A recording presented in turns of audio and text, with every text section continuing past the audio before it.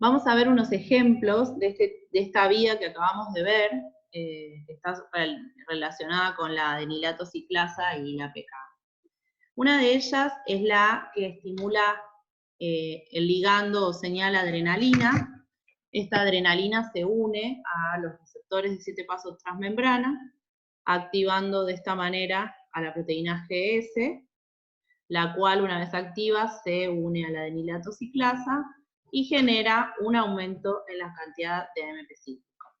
Este AMP cíclico va a inducir la activación de la PKA y la PKA va a fosforilar proteínas y va a generar como una suerte de cascada de fosforilaciones hasta alcanzar la respuesta, que en este caso va a ser la estimulación de la degradación de glucógeno en el músculo esquelético.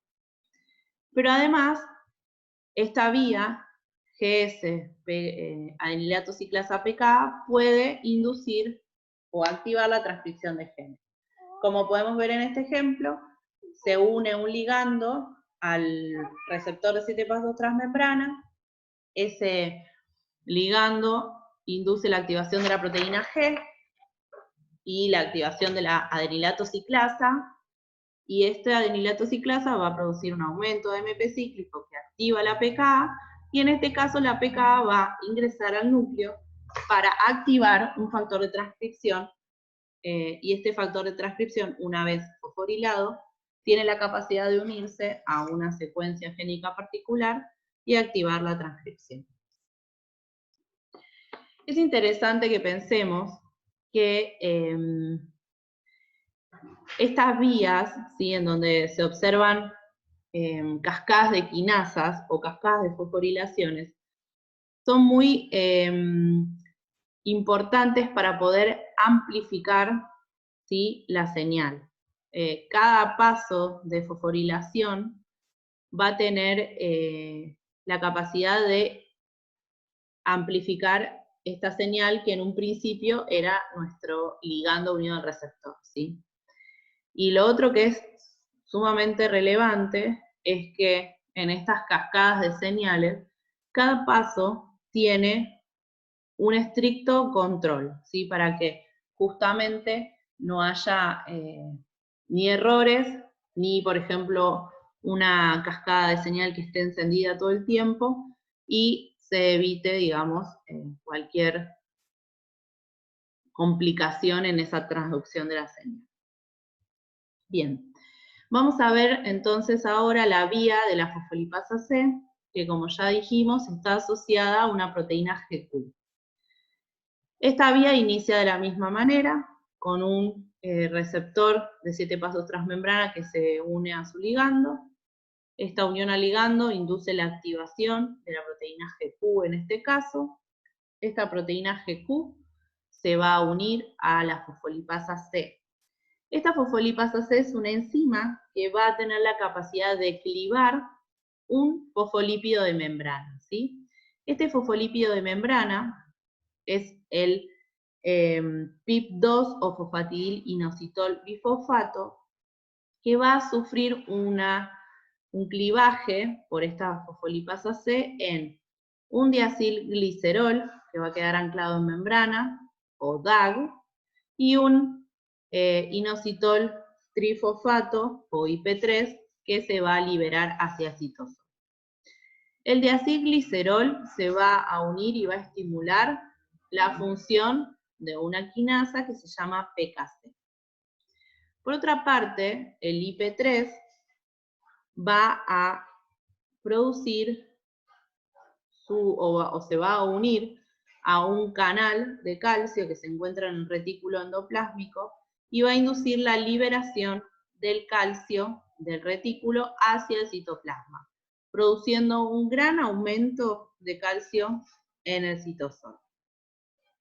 Este calcio también va a cumplir una variedad de funciones, pero también se va a unir a esta PKC, induciendo su activación, y como vimos para la PKA, se va a producir una cascada de quinasas y un efecto biológico final.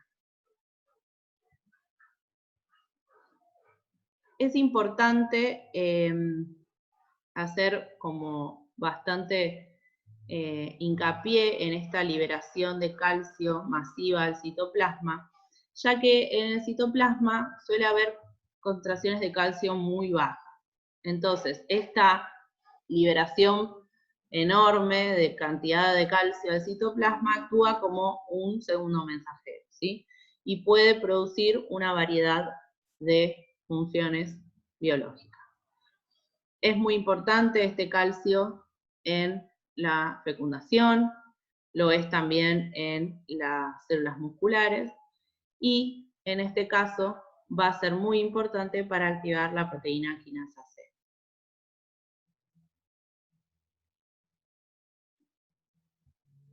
Bueno, vamos nuevamente a dibujar un poco para ir viendo paso a paso cómo es esta vía de fosfolipasa C. Entonces vamos a tener nuestra membrana en la cual se encuentra el receptor de 7 pasos transmembrana,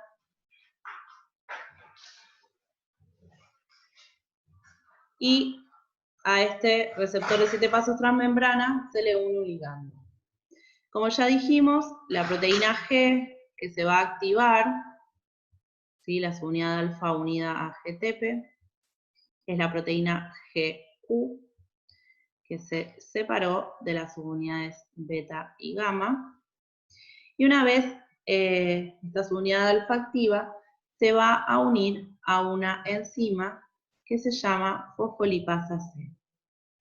Esta fosfolipasa C va a tener como función clivar un fosfolípido de membrana que se llama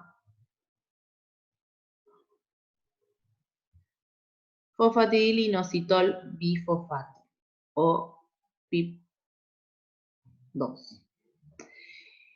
Esta fosfolipasa C va a clivar, por un lado, el diacilglicerol, o DAG, y por otro, el inositol trifosfato, o IP3.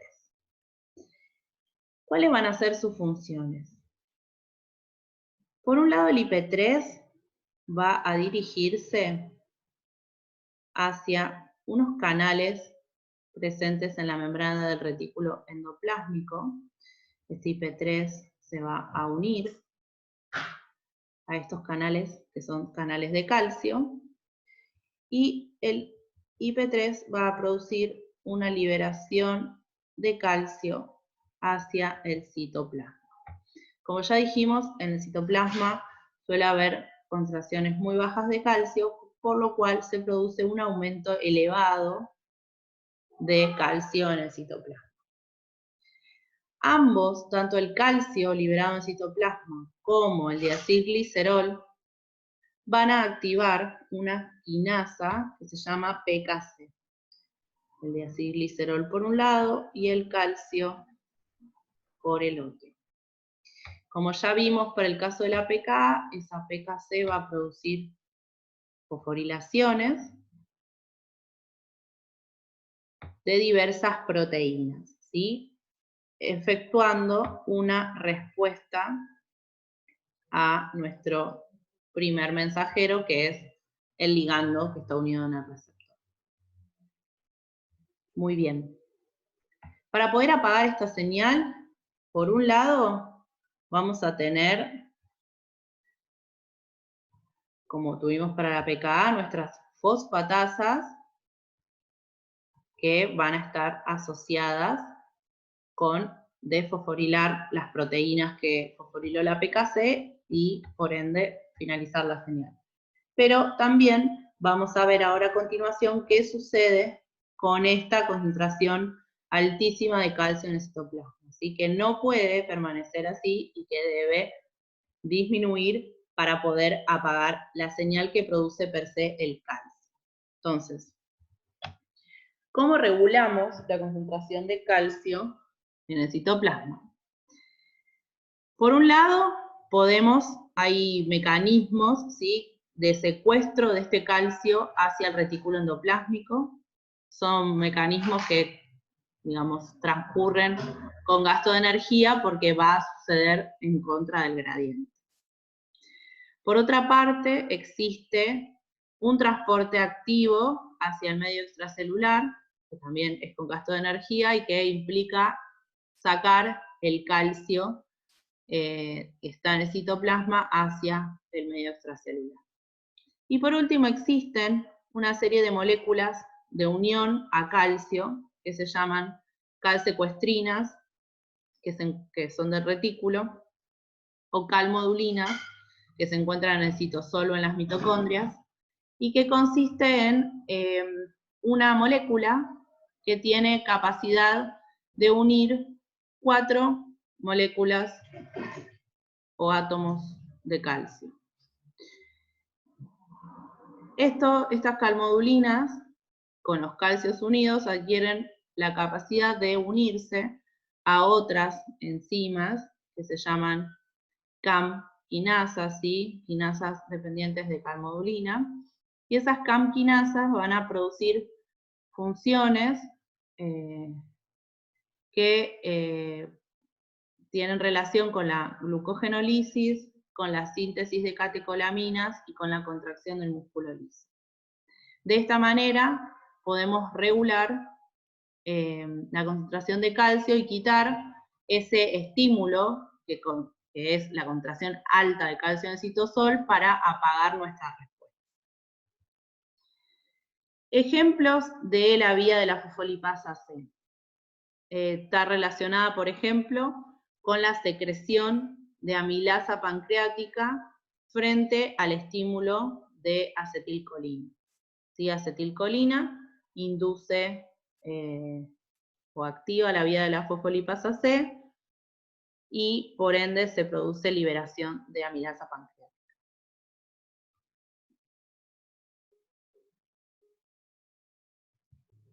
Bien, y entramos entonces en el último grupo de receptores, que son los receptores que tienen actividad enzimática. Como ya dijimos, estos receptores pueden tener una actividad enzimática en sí mismos, ¿sí? O pueden estar asociados a una enzima. En este caso, estos receptores que poseen actividad enzimática son péptidos, son monómeros y poseen un único paso transmembrana. Y pueden tener distintas actividades enzimáticas. En general son quinasas, de tirosinas o de serinas treoninas. Cuando se une el ligando, se produce una dimerización, es decir, la unión de 2 monómeros de estos receptores, y de esta forma, a través de esta dimerización, se produce la activación de la actividad quinasa, del receptor propio, o de la quinasa a la cual se encuentra asociado, y ese receptor se va a fosforilar a sí mismo para iniciar una cascada de señales. Vamos a ver ahora algunos esquemas. Vamos a empezar con aquellos receptores que están asociados a una proteína tirosina quinasa. En este caso, los receptores no son quinasas, sino que tienen asociados unas proteínas que se llaman JAK o Janus quinasas, que van a ser aquellas que tengan esta función. Entonces, una vez que se une el ligando, se va a producir la dimerización de nuestros receptores y por tal la activación de la quinasa JAK que tienen asociada. Estas quinasas JAK se fosforilan entre sí, una a la otra, y fosforilan también al receptor. Este sitio de fosforilación en el receptor va a ser un sitio de unión de una segunda proteína que se llama STAT, que van a unirse al sitio de fosforilación en el receptor y una vez unidas ahí van a ser fosforiladas las STAT por medio de las JAK quinasas. Estas STAT fosforiladas van a tener la capacidad de dimerizarse y en esta forma de dímero fosforilado adquieren su actividad. van a entrar al núcleo y van a unirse a diversos sitios del ADN, que son sitios de unión para STAT, y van a regular la transcripción de genes. Este es el caso del ejemplo de la prolactina, ¿sí? Que funciona uniéndose a este tipo de receptores y resulta en la transcripción de genes que están asociados con las proteínas de la leche. Otro tipo de receptores son aquellos que poseen la actividad quinasa en ellos mismos. Entonces, en este caso, estos receptores se van a dimerizar al unirse el ligando, y esta dimerización va a activar un proceso de fosforilación de uno al otro, ¿sí? Uno de los monómeros va a fosforilar al de al lado y viceversa. Esta manera de fosforilación recíproca o activación recíproca permite que se acerquen otras proteínas a este receptor y al acercarse sean fosforiladas para cumplir su función. Este caso es el ejemplo, por ejemplo, para este caso del receptor de insulina, ¿sí? O los receptores de diversos factores de crecimiento como el IGF o el PDGF. Como dije, una vez que se produce el reclutamiento de otras proteínas hacia el receptor y estas son fosforiladas, se puede producir una respuesta fisiológica. Tanto para el caso anterior como para el caso del receptor con actividad enzimática, estamos hablando de receptores que fosforilan en tirosinas, ¿sí? Pero ya hacia el final vamos a ver que estos mismos receptores pueden aparecer relacionados con la fosforilación en serinas o treoninas.